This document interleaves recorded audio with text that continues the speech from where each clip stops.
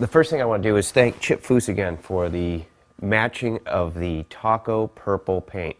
We now have an exact match of the original Taco purple paint, thanks to Chip Foose. What I want to get into first is I want to get into a little bit of American mini bike history. The first company to mass produce the mini bike was the Go-Kart Manufacturing Company. They started in 1957 with their put-together mail-ordered go-kart, which exploded on them. By 1958, they were the biggest manufacturers of go-karts, mass-producing thousands of go-karts.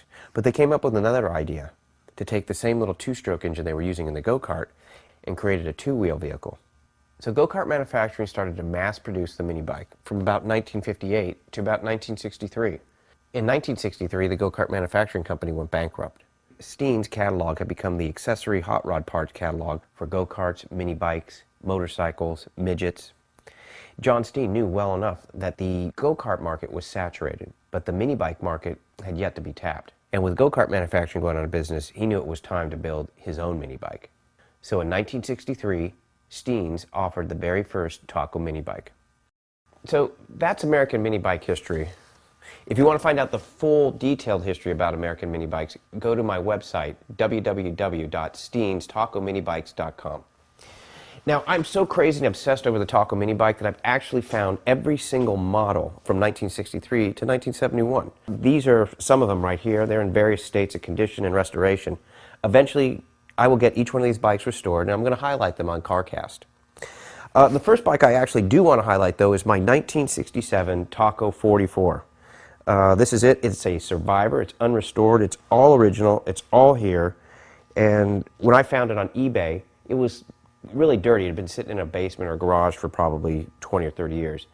But it's all intact. All I did was disassemble it, clean it with WD-40, and put it back together.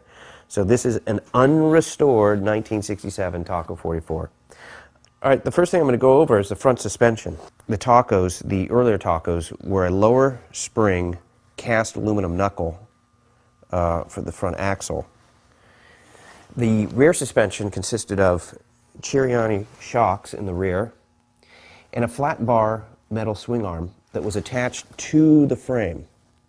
The original TACO44 actually used a tubular swing arm that was incorporated into the jack shaft.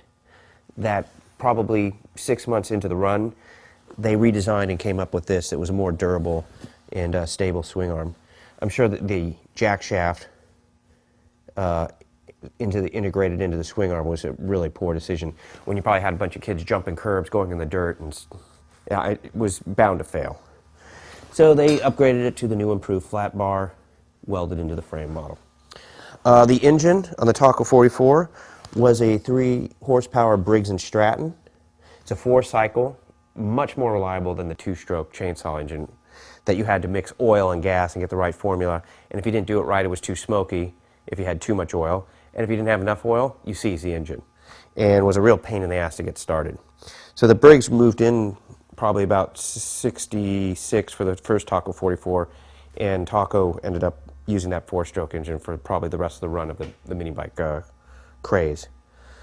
The other thing that was kind of brand new was the chain guard cover. This is the first time that Taco actually put their logo on the chain guard cover.